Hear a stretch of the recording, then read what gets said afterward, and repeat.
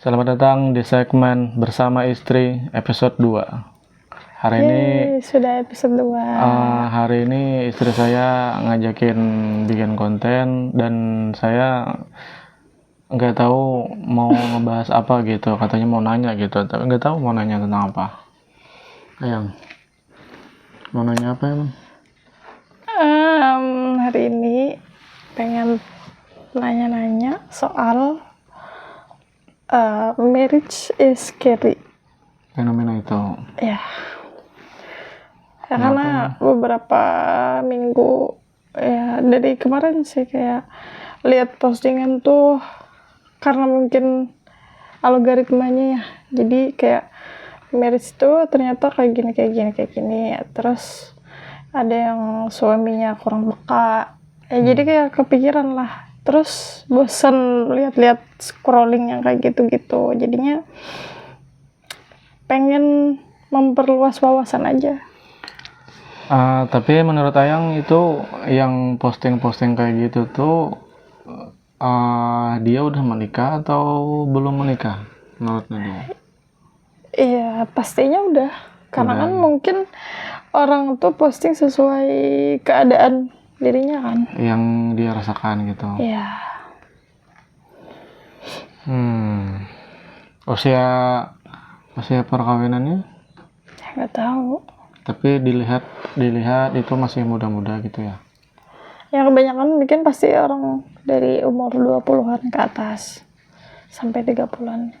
Yang saya lihat itu apa maksudnya postingannya dari pihak ceweknya atau cowoknya? Ada banyak faktor sih kayak soal mertua kah. Yang Nadia lihat biasanya yang memposting itu tuh si ceweknya atau si cowoknya yang memposting? Yang bilang kayak gitu. Enggak, ini sih kayak banyak. Enggak, kan biasa akun fake atau namanya disamarin atau kayak gimana, enggak tahu itu cewek atau cowok. Jadi ya menurut opini kakak aja gitu. Menurut opini kakak, marriage is scary itu bener apa enggak? Kalau katanya kakak balik nanya, yang Nadia rasakan sama kakak berapa bulan ini, yang hampir setahun ini gimana? Yang Nadia rasakan? Gimana ya? Iya susah senangnya sih dapat. Cuman kalau dibilang scary itu kan kayak mengerikan gak sih bahasanya sih? Menakutkan gitu. Ya enggak juga. Ya kan di bahasa di postingannya itu. Iya, cuman kalau misalkan kita mengambil hal yang negatifnya ya pasti ada lah gitu. Cuman kalau kita lihat lebih jauh lagi dari sikap pasangan yang sabar, terus selalu ngimamin pas sholat itu, jadi kayak ternyata nggak se-scary itu gitu. Ya, berarti mungkin kalau menurut kakak sih berarti mungkin itu kenapa dia bikin postingan kayak gitu, berarti bisa aja kebetulan dia nemu pasangan yang toksik aja gitu. Nemu pasangan yang toksik, terus dia nggak tahan, terus dia posting gitu, dan dia memposting itu dia nggak sadar bahwa menggeneralisasi semua hal yang dilakukannya gitu, dibuatnya umum semuanya gitu. Kayak misalnya sama kayak ucapan semua cowok itu sama aja ya. Ya nggak juga kan, semua cowok, Nabi Muhammad juga cowok, emang Nabi Muhammad jahat? Artinya itu cuman kebetulan ada yang jahat pada dirinya, terus dia berpikir semuanya kayak gitu, makanya menyimpulkan pernikahan itu menakutkan kayak katanya. Ya terlalu jauh sih sebenarnya kesimpulan itu. Jadi bagi cewek-cewek atau cowok-cowok yang saat ini mungkin belum menikah, terus melihat postingan-postingan kayak gitu, ya menurut kakak sih nggak usah terlalu dilihat gitu, soalnya itu malah membuat Ngedoktrin ya. iya malah membuat pikirannya makin tertutup gitu. Wah, emang menakutkan itu ya, terus malah jadi makin nggak mau nikah nih. Padahal kita kan tahu semua orang itu nggak ada yang sempurna gitu. Dirinya sendiri pun juga banyak kekurangan gitu. Ngapain posting-postingan kayak gitu? Iya. Terus kenapa mereka jadi posting hal-hal yang kayak gitu? Bisa jadi Nggak punya dukungan atau nggak bisa berbagi dengan tetangga atau orang terdekat. ya bisa jadi. Artinya dia tidak ada support sistemnya gitu, tempat curhatnya nggak ada gitu, atau sahabatnya lagi nggak bisa nemenin gitu, akhirnya dia posting kayak gitu. Nah, yang dia tidak prediksi adalah malah jadi efek domino. Maksudnya dia posting kayak gitu, terus ada orang lain yang ngerasa relate, lalu merepost hal-hal yang seperti itu. Oh ya bener, pernikahan itu menakutkan. Terus mereka berbagi pengalaman gitu ya. Terus banyak lagi yang merasa relate-nya, efek domino namanya itu. Walaupun itu hal yang negatif, tapi efek domino itu juga berlaku. Efek domino itu bukan hanya berlaku dalam hal kebaikan atau hal yang positif, hal yang buruk pun juga berlaku efek domino. Itu tadi, merasa relate. Jadi mereka merasa punya teman aja gitu, karena merasa oh iya bener aku juga ngerasa kayak gitu. Kalau kakak sebelum menikah emang pernah nggak kepikiran gimana nanti kalau menikah?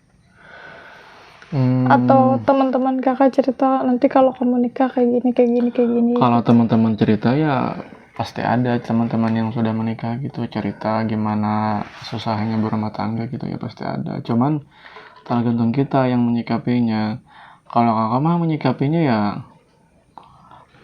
lebih ke ya tentu semua hubungan, semua perjalanan ya pasti ada masalah gitu, ya pasti ada susah senangnya. Cuman yang kakak pikirkan sebelum menikah itu ya mikirnya cuman gimana caranya, kan tadi udah tahu susah senangnya kayak gimana pasti ada gitu dan pasti akan dilalui. Nah sekarang pikirnya kakak bagaimana cara mengantisipasi masalah-masalah yang mungkin bisa terjadi, yang mana itu pernah terjadi di teman-teman kakak gitu. Kayak misalnya teman kakak cerita misalnya nanti punya anak, keuangan nanti bakal susah katanya, misalnya beli susu atau beli pampers gitu. Ya berarti kan PR-nya adalah itu pasti akan terlalui bila punya anak nanti. Nah berarti kan PR-nya adalah gimana caranya memanajemen keuangan supaya tidak kesulitan dalam hal keuangan itu tadi.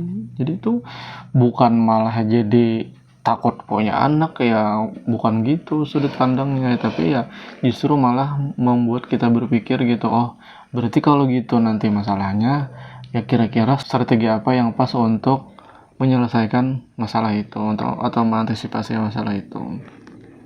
Ya gitu aja, jangan malah semuanya mah pasti ada rintangannya gitu. Kita hidup dimanapun ya pasti ada rintangannya.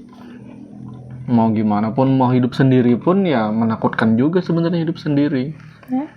Iya kan, nggak ada yang masakin, nggak ada temannya sholat gitu. Ya kan menakutkan juga. Atau misalnya orang tua misalnya lagi nggak ada di rumah atau sendirian di rumah, kan menakutkan juga. Ya semuanya menakutkan kalau sudut pandangnya kayak gitu. Terus kenapa sekarang tuh kayak banyak orang yang nggak mau nikah gitu, yang mewajarkan lah di umur 30 ke atas itu nggak menikah. Terus kakak apa pendapatnya? Kalau menurut kakak sih, orang yang bilang kayak gitu mungkin bisa jadi sebenarnya dia dalam lubuk hatinya dia pengen banget menikah gitu. Sebenarnya pengen banget nikah, tapi karena keseringan kena bully gitu, karena keseringan Bully. kan misalnya ditanya kapan nikah, dia ngerasa dibully gitu, dia ngerasa Bukan punya opini sendiri gitu ya. ya misalnya kan ada entah itu temannya atau keluarganya yang nanya kapan nikah gitu, kapan nikah, terus dia ngerasa marah gitu karena ditanya. Ya aku juga tahu, aku juga pengen, terus dia marah gitu. Nah, keseringan kayak gitu bisa jadi dia malah menggunakan psikologi terbalik, artinya dia malah berpikirnya, kalau kayak gitu mah ya udah mending nggak usah ditampakkan, nggak usah ditunjukkan rasa ingin menikahnya itu. Jadi ngomong aja ke orang lain bahwa aku emang belum mau nikah, supaya dia berharap supaya orang lain nggak nanya-nanyain gitu lagi. Kan kalau dia ngomong aku memang belum mau nikah, kan orang jadi nggak bakal nanya lagi, nggak bakal nanya kapan nikah, atau dia juga belum mau. Beda cerita misalnya, aku memang pengen banget sih. Terus kan pasti kan ditanya orang mau kapan gitu. Ya itu mungkin salah satunya, mungkin faktornya itu untuk menghindari dibully oleh orang sekitarnya gitu. Itu sih tuh kemungkinan yang pertama. Bisa jadi juga kemungkinan yang lainnya, misalnya dia cowok, bisa jadi dia masih mengumpulkan keuangannya, mungkin bisa jadi. Kan cowok kan perlu mempersiapkan dalam hal ini keuangan gitu. Bisa jadi dia masih mempersiapkan gitu. Ya, Itu kalau cewek sih. Kalau cewek mungkin bisa jadi juga, kalau cewek masih mengejar karirnya gitu misalnya kan. Di umur 30 bisa jadi dia masih mengejar karirnya, entah dia masih kuliah S2 atau mungkin masih mengejar karirnya. Kan ada beberapa karir yang jenjangnya itu perlu perjalanan yang agak panjang gitu, kayak misalnya dokter spesialis, mungkin kan itu kan agak panjang gitu anunya perjalanannya. emang gak boleh nikah kalau dokter? Bukan nggak boleh, mungkin dia pengen fokus, soalnya kalau udah nikah apalagi cewek, dia fokusnya terbagi ke Keluarga. pasangan gitu ya. Kalau masih sendiri kan dia masih bisa fokus belajar, fokus acara-acara gitu. Tapi kalau dia ketemu dengan pasangan yang pengertian, bisa aja dia menikah walaupun dia masih mengejar karir gitu. Ya tergantung pembicaraan sih sebenarnya, dan pasangan itu sendiri. Menurut kalian kita cocoknya di mana? Cocoknya. Iya. Kakak jadi ingat kata-kata Gus Baha sih. Kata-kata Gus Baha gini, jodoh itu ada. Ini Gus Baha simpel aja gitu. Beliau ngomongnya jodoh itu adalah pertemuan antara yang ngajak dan yang mau diajak. Ngajak dan yang mau diajak. Jodoh itu adalah pertemuan antara orang yang ngajak dan orang yang mau diajak. Udah sesimpel itu kata Gus Baha. Jodoh. Iya. Ya udah, kalau Nadia nanya kayak gitu ya, pertemuan antara kakak yang ngajak Nadia nikah, terus Nadia mau, terus Nadia mau diajak kakak nikah, ya udah gitu, berjodoh udah. Emang kakak yang ngajak? Nggak tahu. Ya sesimpel itu kan sebenarnya kata Gus Baha. Makanya Tapi susah diajaknya. Hah? Kakak mah susah diajakin dari kemarin udah diajakin. Kan yang salah satu kemungkinan yang tadi ya kata kakak, yang masih mempersiapkan keuangannya, finansialnya gitu kan kakak juga punya tanggung jawab yang lain gitu. Ya bisa jadi juga orang lain kayak gitu, ada mungkin misalnya finansialnya sudah siap, mungkin keluarganya sudah sama-sama senang, tapi orang yang bersangkutannya ketika diajak oleh cowoknya, si ceweknya nggak mau diajak nikah, itu kan nggak jodoh namanya. Terus kalau orang yang udah tunangan tapi ternyata pisah, itu nggak jodoh, cuman pacaran doang. Iya, nggak jodoh, kan jodoh itu kan sampai menikah. Terus kalau cerai, Makanya ada kalimat jodohnya habis katanya. jodohnya habis. Habis ya, Terus ada lagi gitu jodoh yang lain atau bisa jadi misalnya dia menikah lagi berarti dia habis dengan yang ini, terus lanjut jodoh sama yang baru, itu istilahnya. Jadi jangan heran, oh kalau dia cerai berarti nggak jodohnya atau bukan. Ya jodohnya karena dia sudah menikah sama orang itu. Kalau cerai berarti ya jodohnya habis, kalimat kayak gitu.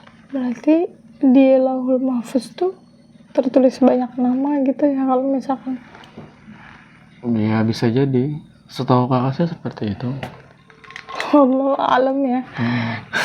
Ya maksudnya fokusnya nggak usah fokusnya oh dia jodoh atau bukan, oh dia nggak usah fokus kayak gitu. Kamu merasa cocok apa enggak?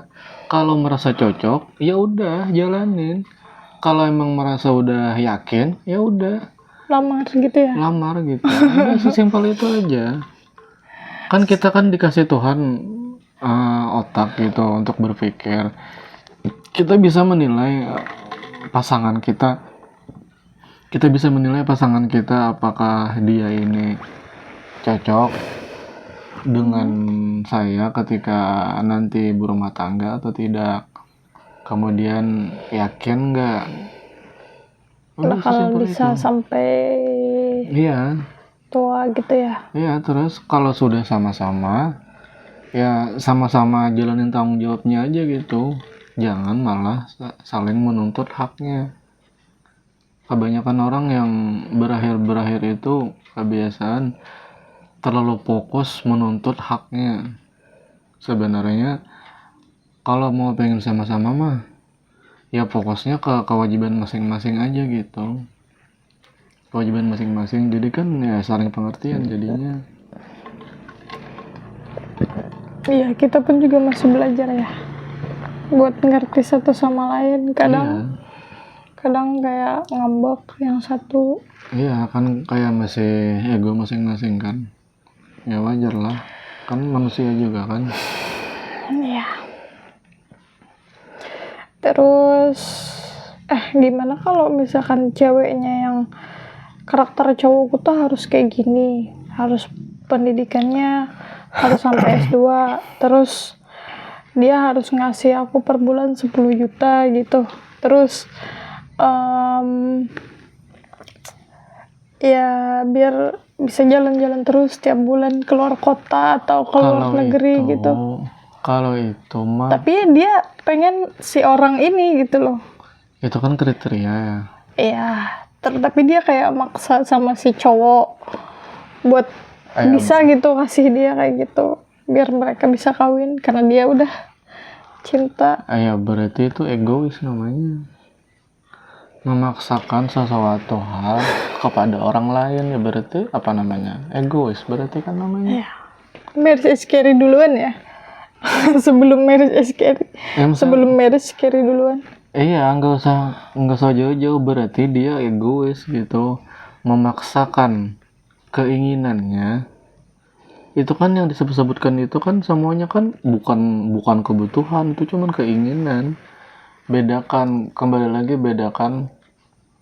antara kebutuhan dan keinginan. Dari yang Nadia sebutkan tadi itu mah semuanya keinginan. Kalau kebutuhan apa yang disebutkan di hadis yang Nabi itu pangan, sandang gitu ya. Bukan yang di hadis kayak kata Nabi perhatikan oh ya agamanya, perhatikan fisiknya, keturunannya. Kok fisiknya? Iya juga.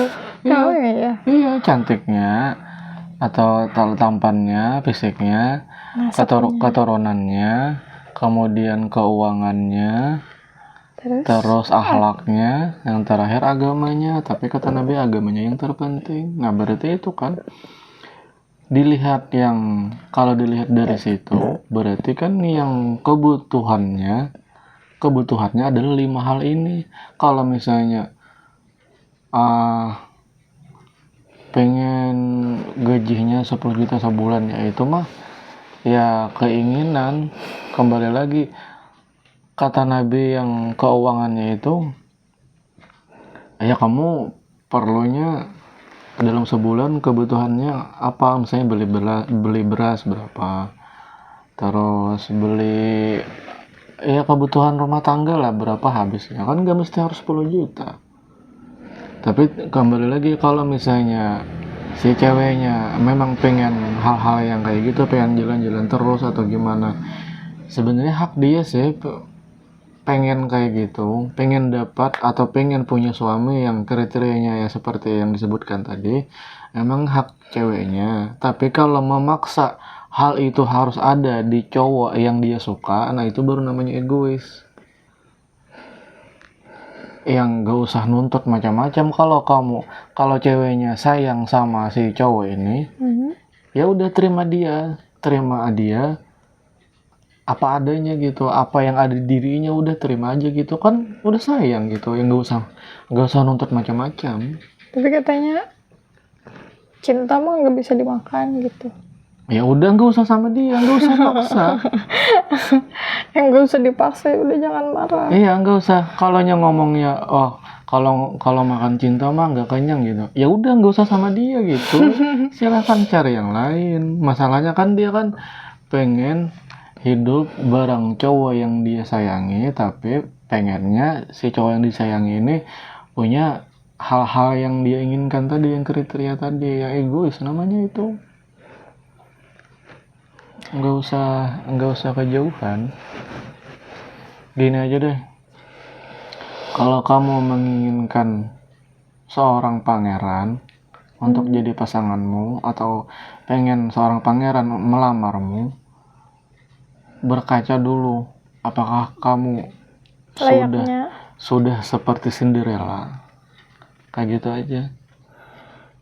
Kalau pengen dapat pangeran, apakah kamu sebersih Cinderella hatinya? Iya, hatinya kan apakah sudah sebersih Cinderella? Gitu aja. Kalau Islaminya, kalau kamu pengen seperti Muhammad, jadilah seperti Khadijah. Gitu kan. Iya. Dan sebaliknya, kalau mau pengen dapat cewek secantik, setenar Khadijah, sekaya Khadijah, ya akhlakmu apakah seperti Nabi gitu. Kayak gitu aja. Artinya kesimpulannya adalah nggak usah menuntut orang macam-macam. Fokuslah ke diri sendiri, apa value yang ada pada diri sendiri. Bila diri sendiri itu sudah ada value-nya, otomatis insya Allah nanti orang yang bervalue atau orang yang bernilai pun juga akan mendekat dan akan menghampirimu. Terus kalau udah menikah nih, udah dapet yang pasangan yang ya sesuai lah dengan kriteria dan menerima apa adanya, terus apakah value itu masih diperlukan untuk meningkatkan gitu? Iya, setiap saat kan meningkatkan value itu kan sama aja kayak belajar gitu.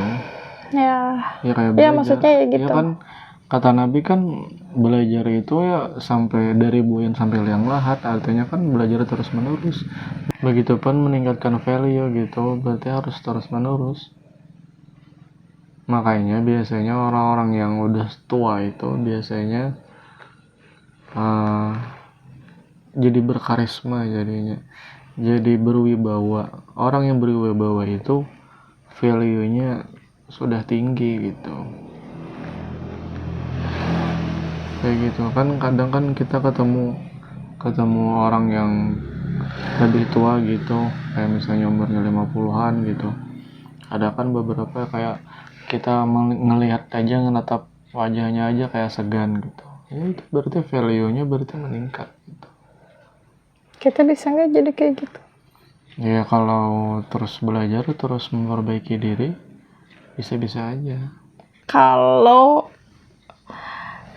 kakak lihat video ini di masa depan, apa yang bakal kakak ucapin ke diri kakak di masa depan?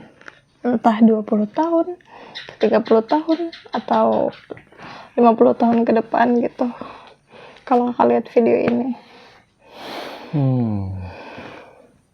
Lihat ke sana. Tentang kita aja, nggak usah tentang orang lain atau pekerjaan kakak gitu. Ya kayaknya kalau udah 5 tahun atau 10 tahun ke depan kayaknya kita udah orang yang berbeda banget sih harusnya. Soalnya bilanya 5 tahun ke depan atau 10 tahun ke depan atau beberapa tahun ke depan nggak ada surprise-nya, artinya kayak gini-gini aja, berarti kita nggak berkembang gitu. Kalau misalnya dari segi pemikiran atau cara ngomong atau bagaimana, bila itu berkembang, berarti ya kakak pengen bilang selamat aja gitu, selamat kepada diri kakak di masa depan gitu, bahwa selamat bahwa sudah melalui hari-hari yang berat, selamat telah melalui hal itu, tetapi jangan lupa untuk terus berjuang, jangan cepat berpuas diri lah, terus kejar apa yang diinginkan, dan jangan lupa berbagi sesama orang yang membutuhkan, terutama keluarga. Buat Nadia di masa depan,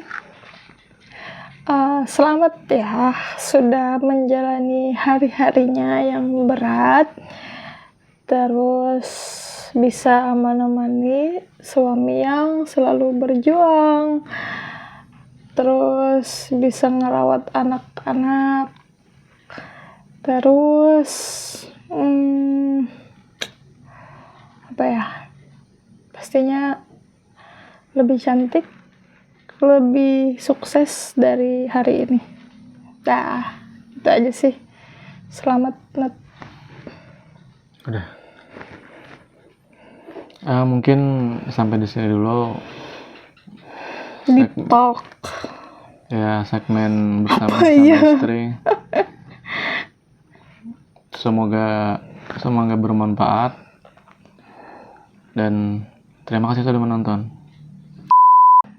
Ya. Tadi nggak ada. Nah, ke masing-masing Nadia mau bilang apa? Enggak, maksudnya kan kakak mau bilang ke kakak yang masa depan, masa Nadia nggak disebut? Ya kan masing-masing. Nadia bilang sama diri Nadia juga. Gak mau kayak gitu. Nggak ada nyebut Nadia, dia pengen berbagi doang. Iya. Terus Nadia yang dampingin nggak Ya disebut. Kan Nadia sendiri ngomong ke diri sendiri. Ya kan kakak tadi ngomong, kata Nadia bahasnya soal kita. Kira ke diri sendiri masing-masing. Iya, tapi itu ke diri kakak kan. Masa nggak ada Nadianya di situ? Kan kita nonton bareng lagi. Nontonnya bareng. Ya nggak mau. Kenapa? Nggak mau. Terus Nadia ngomong ke diri sendiri gimana? Nggak mau, kakak dulu. Ya Revisi. udah tadi. Revisi. Enggak, nggak apa nih revisi? Nggak ada Nadianya di sana. Karena dia ngomong ke diri sendiri dulu. Nggak mau. Ngomong, ya udah kata tuh. Udah dah, bye. Ya masing-masing kan, kakak nggak tahu Nadia jadi kayak gimana, jadi Nadia jadi tambah langsing, tambah cantik, gitu. Terus apa? Nggak tahu. Ya makanya nggak tahu kan, ya buat kakak aja gitu. Nadia ngomong ke diri Nadia Nggak romantis sendiri. bang. Ya Allah. Ya Allah, ya Allah.